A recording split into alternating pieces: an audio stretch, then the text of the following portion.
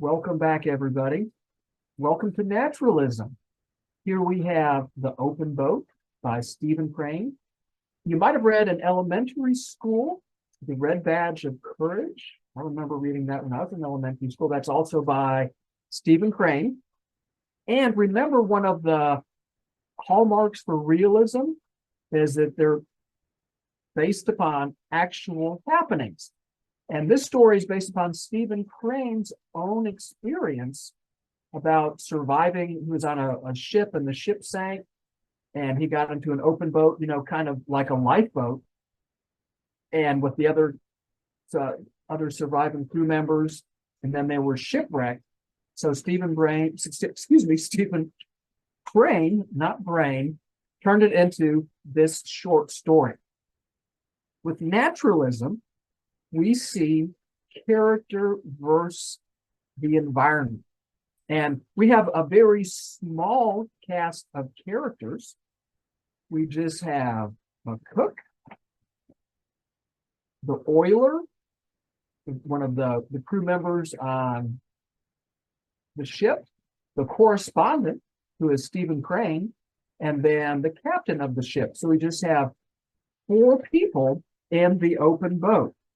And if you like to read, as I do, this is a showpiece. Stephen Crane here is showing off in fiction.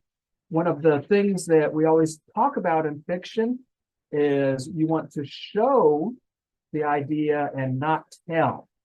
And this sentence here is the great example of show, not tell. A man likes to take a bath in a bigger area than this boat could provide. Yeah, that's how small this boat is that it's basically like a bathtub. And the story really doesn't have much going on in it as far as plot when we compare it to some of the other stories that we've encountered. Basically, they're trying to stay alive, right? And they spend most of their time bailing out the boat. So when a wave spills in, they have to take, whatever they can to get the water out of the boat. Otherwise, the boat sinks. And then rowing for shore and trying to keep their spirits up so they don't get too depressed and, just give up. And then because if they give up, then they're pretty much, all going to die. So the story, as far as that goes, is pretty simple. They see a sliver of land on page 3. This is the lighthouse that the captain, he knows where it is. So they're heading towards it and they're getting closer, right? We start to get more hopeful. But when they start to get too close to shore, of course, if you remember, from going to the beach, the waves, break and stuff when they start to get nearer to the shore. So they realize that they can't get too close to the shore. They have to go back out to sea, that nobody at the lighthouse has seen them. So they have to go back out into sea, right? And so here, the captain begins to kind of philosophize. Says, if I'm going to lose my life to the sea, if I'm going to lose my life to the sea, why was I allowed to come this far to see sand and trees? Why was I brought here merely to have my nose dragged away as I was about to taste the holy food of life? The captain says, well, if I'm going to die at sea, then why was I shown land? Why didn't I just die? It is crazy. If this old fool woman, fate, cannot do better than this, she should be forced from the management of men's fortunes. That's, some dark humor there. She is an old chicken who knows not her purposes. If she has decided to kill me, why did she not do it in the beginning and save me all this trouble? The whole affair is mad. So this right? What does it say? Is that life is indifferent, right? Fate. Life is indifferent. Now, a lot of people never really reflect upon the meaning of the word indifferent. And this is what I always say. Ask the students, hey, y'all, what is the opposite of love? And people snap up and say, nope, but it's not hate. It's not hate. And here is why. When you love someone, right, you think about that person a lot and you do things for that person a lot, right? Now, if you hate someone, if you truly, truly hate someone, yeah, you think about that person a lot. Yeah, we're talking hate. You think about that person a lot and you do things because of that person. So love and hate are really close. The opposite of love is indifference. What is indifference? Meh. I heard that from the students a lot, meh. M-E-H. It's just whatever, right? So if life is just, if that's what life thinks about me, this raises the question, is there a higher power? Is there a higher power? As the captain says, just kill me now and then hear what I call you. So we go back to the struggle at sea, bailing and oaring. They get closer to the shore again. They're able to make visual contact with people on the beach who are waving and signaling that they're still separated from them. They're still isolated from them.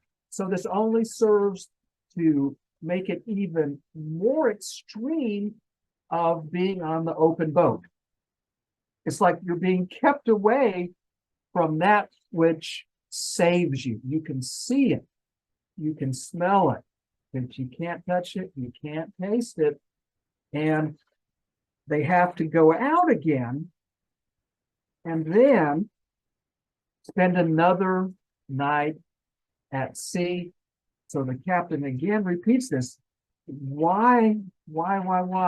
If I'm going to lose my life to the sea, why was I allowed to come this far and see sand and trees? It's like cruelty.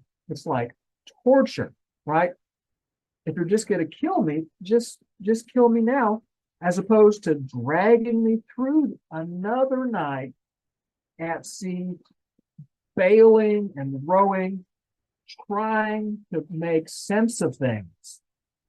So what do we see again? That same repetition here, right? What's the response? A man might decide that it was really the purpose of the 7 mad gods to kill him in spite of the awful cruelty of it.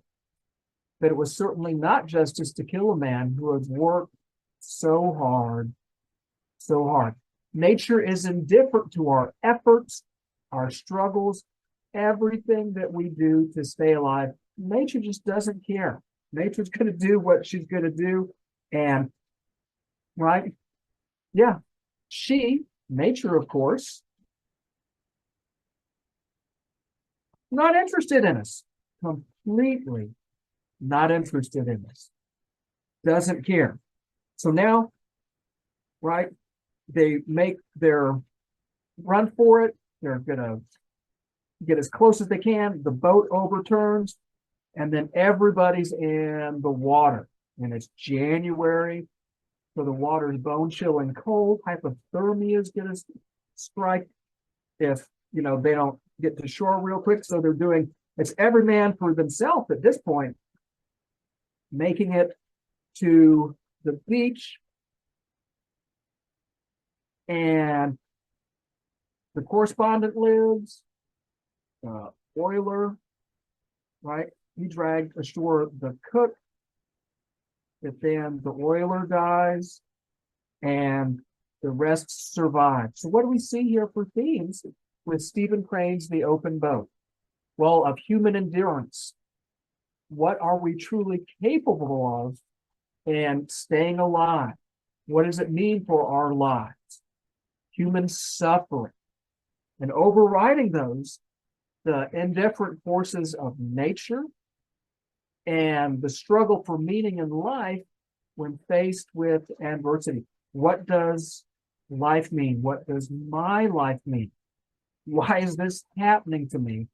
What are the results that I have when I'm faced with adversity? Am I just going to throw up my hands? Or am I going to turn and face that conflict head on and fight for my life? Wow. I know this is a longer story, but man, it really goes quick, really goes quick.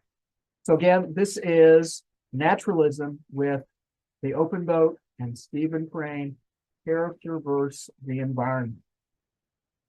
Until we get to be together again, be well, do good work, and keep in touch.